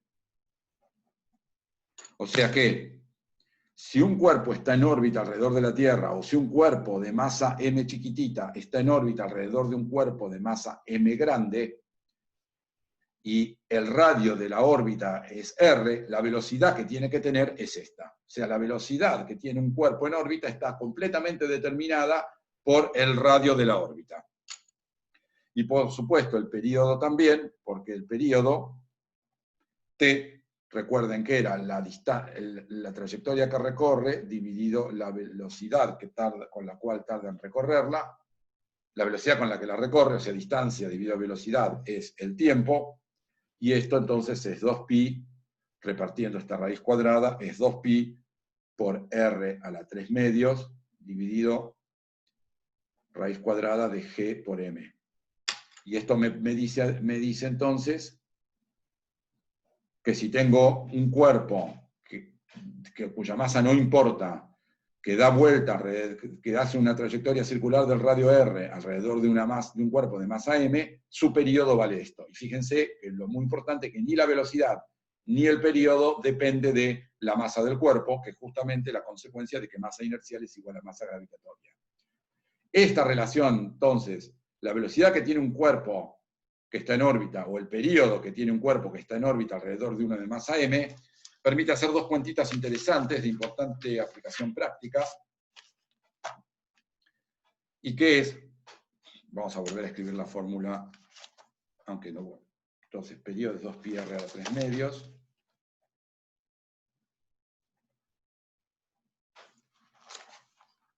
Dividido raíz de gm. Entonces uno puede hacerse algunas preguntas, como por ejemplo, bueno, ¿a qué distancia tiene que estar en órbita un cuerpo alrededor de la superficie de la Tierra, pongamos acá masa de la Tierra, tal que el período sea 24 horas? Entonces, ¿cuánto tiene que valer R? ¿Cuánto tiene que valer en la altura a la cual está un cuerpo por encima de la Tierra, en órbita alrededor de la Tierra, para que su periodo sea 24 horas? Entonces hay que reemplazar acá 24 horas, y va a dar, perdón, hay que reemplazar en T 24 horas, y le va a dar que este radio es 35.800 kilómetros. O sea, si ponemos un cuerpo en órbita a 35.800 kilómetros, independientemente de la masa del cuerpo, fíjense que la masa del cuerpo no está en ningún lugar, solo está la masa de la Tierra, el tiempo que tarda en dar es 24 horas. Este es un número muy importante porque es la posición en la cual se encuentran los satélites geoestacionarios. Y la razón es la siguiente. Si yo acá tengo la Tierra, y acá estoy parado yo, o digamos, mejor dicho, sí, digamos, estoy parado yo al principio. Y acá está ese cuerpo que está en órbita, ese cuerpo tarda 24 horas en dar la vuelta a la Tierra. Entonces, en 24, 12, en 6 horas va a haber dado un cuarto de vuelta.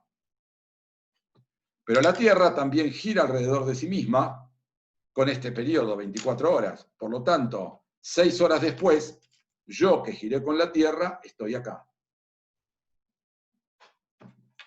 Y este satélite que dio un cuarto de vuelta en 6 horas, yo también di la vuelta en las 6 horas, y por lo tanto yo este satélite que lo miro para arriba, lo tengo colgado arriba de mi cabeza todo el tiempo, como si estuviera pendiendo de un hilo, pero en realidad está haciendo una trayectoria circular de justo un periodo igual al tiempo que tarda en dar vuelta a la Tierra. Por eso estos satélites los llaman geoestacionarios, porque visto desde un observador en la Tierra, están quietos. Y la gran ventaja que tiene un satélite geoestacionario es que si yo quiero comunicarme con una antena de una parte a otra parte de la Tierra, esa antena tiene que apuntar siempre digamos que ahora este es un satélite de comunicaciones, esa antena tiene que siempre apuntar a este satélite, y este satélite apunta, le devuelve a esta antena, y la antena ve al satélite quieto encima de ella. Entonces, una antena para seguir un satélite, en general tendría que estar moviéndose para apuntar en la posición del satélite. Pero si el satélite justo está a 35.800 kilómetros de altura, las antenas tienen que apuntar exactamente siempre al mismo lugar. Y esto en particular es la razón por la cual funciona un negocio como DirecTV. Las antenas de DirecTV que se ven en los balcones o si están en el interior, en los techos de las casas, apuntan, no son antenas móviles, son antenas que apuntan a un lugar fijo del espacio y están apuntando justamente al lugar donde está este satélite, que visto desde el balcón donde está esa antena, el satélite está exactamente en el mismo lugar todo el tiempo. Entonces se dan cuenta de la importancia que tiene para las comunicaciones esta altura, que se llama la altura de los geoestacionarios, y en particular hay un número límite de satélites que puede haber, porque no pueden estar demasiado cerca uno del otro porque empiezan a hacer interferencia entre ellos, tienen que estar a 0,1 grado, no más que otro. Por ahí tenía el número anotado, pero sí, en total hay 1.800, o sea, hay 1.800 lugarcitos en la cual hay lugares para poner satélites a 35.800 kilómetros, y hay bastante pelea entre los países por ellos, y Argentina, bueno, una de las cosas que se consiguió durante la década ganada, con esto estoy diciendo claramente cuál es mi opinión al respecto, es que se ubicaron satélites argentinos en 2 de los lugares que le correspondía a Argentina antes de que Argentina pierda esos lugares. Hay una autoridad de comunicaciones internacional que en principio reparte proporcionalmente al número de habitantes a los satélites,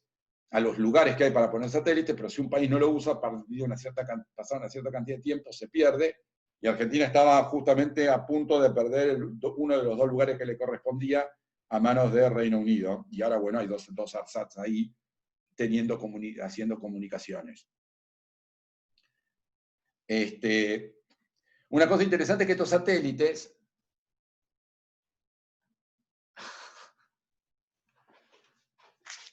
kirchnerista, no peronista. O sea, peronista, kirchnerista, sí. Curiosamente, no históricamente, fui de los que cambió de opinión durante el gobierno kirchnerista. Entonces, De todas maneras, lo que le acabo de contar es un hecho experimental. Tenemos 2 satélites puestos que fueron desarrollados en Argentina y puestos en ese momento. Y un tercero que debería estar puesto y quedó truncado. Y sí, ahí también estoy haciendo un comentario político, obviamente. Bien, lo que le quería contar es que este satélite para comunicaciones no sirve tanto porque 35.800 kilómetros es bastante distancia y la luz tarda un ratito en ir y volver.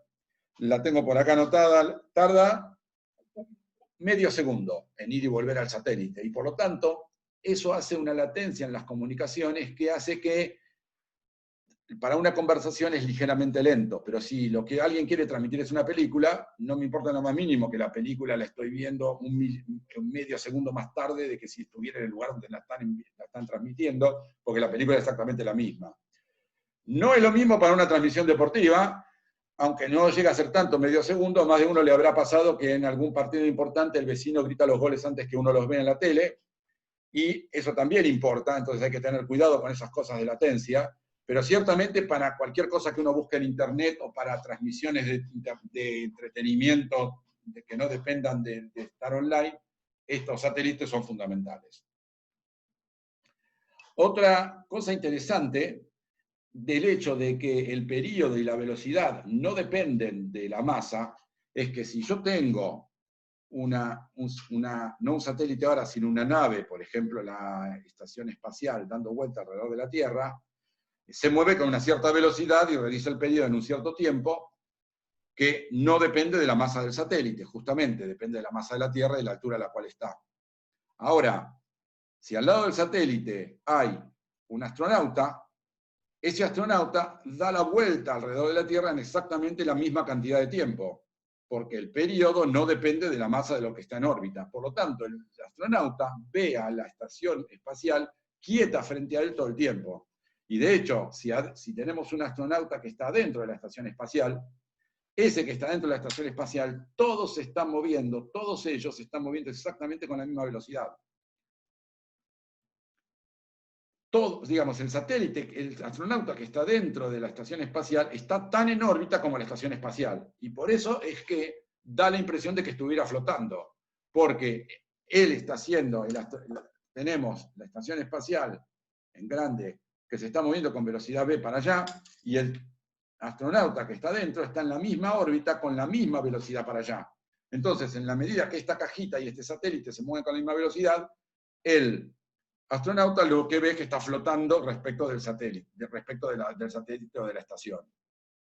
Entonces, la razón por la cual nosotros vemos que están flotando los astronautas no es porque no hay gravedad en el espacio. ¿Sí? Claro que hay gravedad, pero la misma gravedad es la que hace responsable que uno y el otro están en trayectoria circular flotando. Entonces, que el astronauta esté flotando es otra evidencia experimental de que masa gravitatoria es igual a masa inercial. Profe, ¿lo puedes repetir porque se me trabó? No sé si pasó en general o a mí. Bien. O sea, me quedé en que el astronauta, flotaba, pero que había gravedad. Hasta ahí llegué. Estamos de acuerdo que la estación espacial y el astronauta tienen exactamente la misma velocidad y el mismo periodo porque justamente se canceló la masa del objeto que está en órbita. Por lo tanto, la velocidad. Entonces, si yo tengo el astronauta dentro de la estación espacial, los dos se mueven exactamente con la misma velocidad. Incluso si hay una piedrita ahí adentro, también se mueve exactamente con la misma velocidad, porque toda la velocidad con la cual se mueve un cuerpo que está en órbita con un radio r alrededor del Sol, esa velocidad y ese periodo no depende de la masa del cuerpo. Se me canceló en esta tachada en rojo que tengo acá. Por lo tanto, la velocidad con la cual se mueve el satélite es igual a la velocidad con la cual se mueve el astronauta. Y entonces, dicho de otra manera, si yo originalmente tengo el satélite acá y el astronauta acá, un cachito después el satélite está acá, porque se mueve para allá con velocidad, y el astronauta se mueve con la misma velocidad, con lo cual el astronauta está acá. ¿Se entiende? Que en la misma posición lo estoy dibujando abajo para Entonces, el satélite, el astronauta lo que ve es que el satélite lo está rodeando siempre y se mueve exactamente con él, y por lo tanto, esa es la sensación de estar flotando. Sin hacer nada, yo tengo algo que me rodea y que todo el tiempo me está rodeando y está siempre a la misma distancia. La pared delantera y trasera del satélite están siempre a la misma distancia del astronauta. Y todos ellos se siguen moviendo exactamente con la misma velocidad en la órbita. Entonces, los cuerpos parecen flotar adentro de la estación espacial, no porque no haya gravedad, sino porque la trayectoria que realizan, la velocidad que tienen en la trayectoria circular por la atracción gravitatoria, no depende de la masa de lo que está en órbita, si es la estación espacial, si es el satélite o si es una mosquita que quedó dentro de la estación espacial. Igual no me queda muy claro, o sea, no es que flotan porque la gravedad es mucho menor. No. Si la No gravedad flotan por eso. No, de ninguna manera. Flotan, gracias a la gravedad es que están dando vuelta alrededor de la Tierra. Obvio. O sea, está en órbita, pero yo pensé que era, o sea, si se acerca a la Tierra, o sea, se va a clavar al suelo. A eso me refiero. Y si se aleja, flota. No es por eso, o sea, es por la ecuación que estás demostrando ahora. Totalmente, porque recordá lo de Newton. Newton lo que se dio cuenta es que esa fuerza gravitatoria es la responsable, ¿te acordás al principio? Esa fuerza que la Tierra trae a la Luna y que va hacia el centro, es la responsable de que esté en órbita. O sea, la fuerza gravitatoria, la forma que tiene la Luna de caer es estar en órbita. La forma que tiene la estación espacial en caer es estar en órbita alrededor de la Tierra. Porque tiene una velocidad tal que la fuerza hacia el centro no lo hace caer derecho, sino que lo hace estar en órbita. Acordate que estar en órbita es una forma particular de caer cuando tu velocidad inicial es tal que la atracción gravitatoria es igual a la centrípeta. Siempre la misma fuerza hacia el centro es la responsable de... O sea, dicho de otra manera, el astronauta no siente fuerza contra el piso de la estación espacial porque no hay nada que lo atraiga hacia el piso. El astronauta tiene justo la velocidad necesaria para tener la velocidad centrípeta que hace que la atracción gravitatoria de la Tierra hacia el centro de la Tierra lo hace girar alrededor de la Tierra. O sea, repito, claro, la atracción gravitatoria que siente el astronauta hacia el centro de la Tierra no lo hace caer hacia la Tierra, sino lo hace moverse en órbita. No lo hace hacerse fuerza contra el piso, no lo tira contra el piso de la estación espacial, lo hace girar con una velocidad, que es justo la misma velocidad con la cual gira la estación espacial. Entonces nunca el astronauta va a acercarse al piso de la estación espacial por la gravedad, porque la gravedad no lo hace moverse hacia el centro de la Tierra, sino girar en la misma trayectoria que la Tierra. Buenísimo, gracias. Ahí quedó claro. Bien. Voy a volver un segundito a discutir algo sobre esta, la voy a volver a escribir la ecuación esta de la velocidad.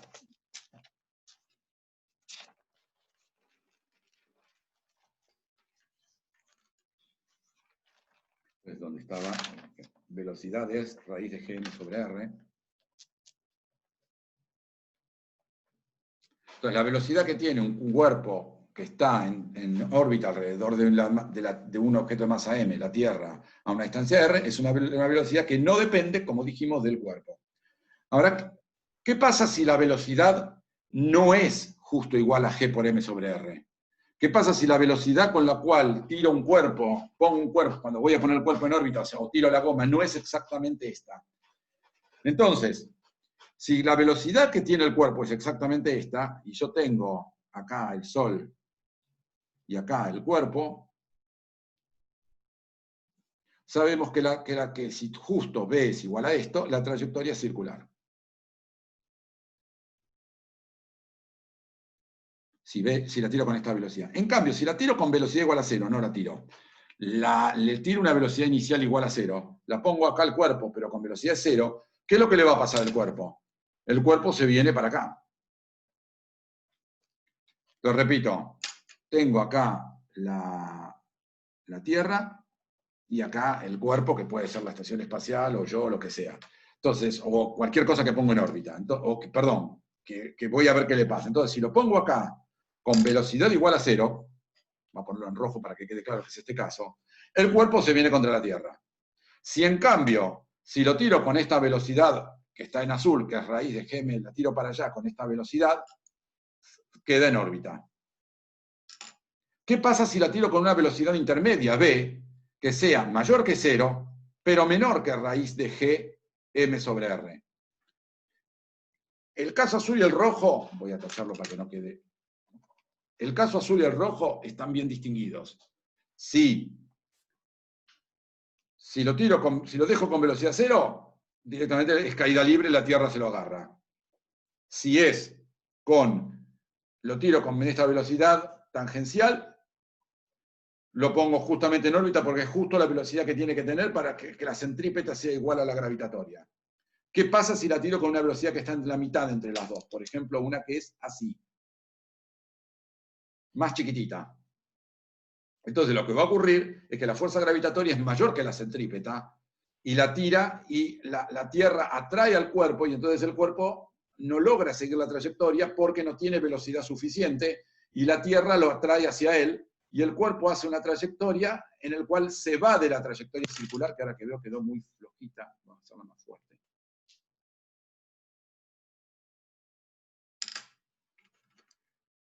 Se entiende intuitivamente que ni cae directo, ni logra seguir la trayectoria, porque como no le alcanza la velocidad, la fuerza gravitatoria le gana a la centrípeta y el cuerpo se viene hasta acá y lo que realiza es una trayectoria, que lo vamos a mostrar la clase que viene, que es una elipse.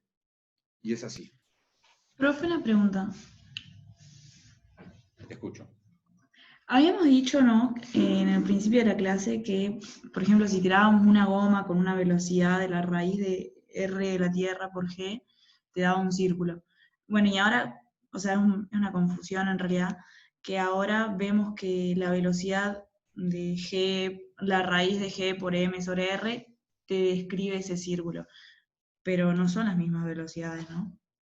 No, O sea, lo que no sé pasa si- es que lo de la goma era esta misma fórmula, pero no es la misma velocidad porque en el caso de la goma, que yo lo tiraba en el Everest, acá lo que tenía que poner era los 6.300 metros de altura, de distancia que hay de la goma al centro de la Tierra, mientras que en el caso de la estación de un satélite geoestacionario son 35.800, y creo que está a 600 kilómetros la estación espacial. Entonces la fórmula es siempre la misma, pero la velocidad no es la misma porque son objetos que están a distintos R's. Poner la goma en órbita tirándola desde el Everest requiere acá poner la distancia que hay desde la punta del Everest al centro de la Tierra, que era 6.380, o 6.300, ya no me acuerdo, 78. ¿Esa es tu pregunta? Digo, en el fondo las dos fórmulas son equivalentes. La fórmula es una sola, no cambió la fórmula. La fórmula es... La fórmula... ¿Por qué vos antes pensás- el radio de la Tierra estaba en el numerador, por ejemplo? Eso es lo que no me... Eso es O sea- porque la puse en términos de G minúscula y no de G mayúscula. Pero acordate que tienes que reemplazar, si reemplazás G minúscula por esto, te van a dar te va a dar. las dos. Buenísimo, buenísimo. ¿Y esa fórmula de velocidad la podemos usar siempre que haga un movimiento circular?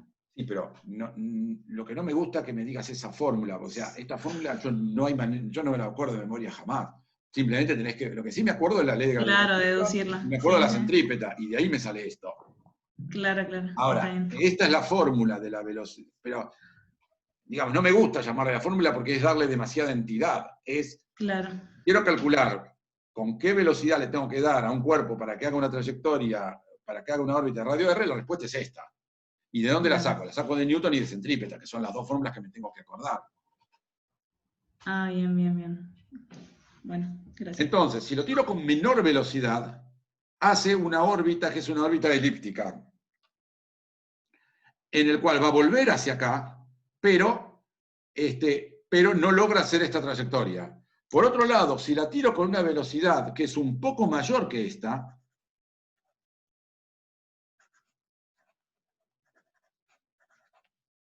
o sea, la tiro con una velocidad mayor que la centrípeta, la fuerza gravitatoria no va a alcanzar a dar la fuerza necesaria para que doble y se va a ir más allá que la trayectoria, que la trayectoria circular, y va a ser una especie de cosa así.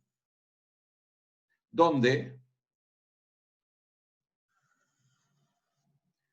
lo que va a dar es una vuelta va a ser una elipse donde la elipse, en vez de ser, en el caso de que, en este caso de acá en verde, la distancia de la Tierra a la elipse en este punto es más chica que la de la Tierra al cuerpo. Mientras que si la velocidad es mayor, ya no va a ser el círculo, sino que va a ser una elipse más que se aleja más todavía que el círculo.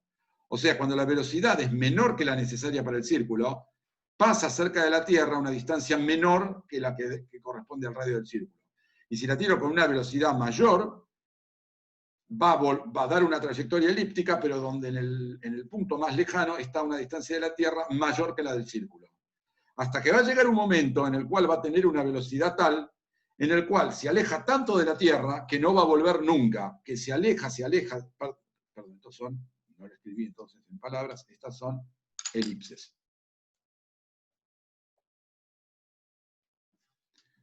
Elipses que quedan adentro del círculo si la velocidad es menor que la necesaria para que haya una trayectoria circular, y elipses que quedan por afuera del círculo en caso que la velocidad sea mayor que la necesaria para que dé la trayectoria circular.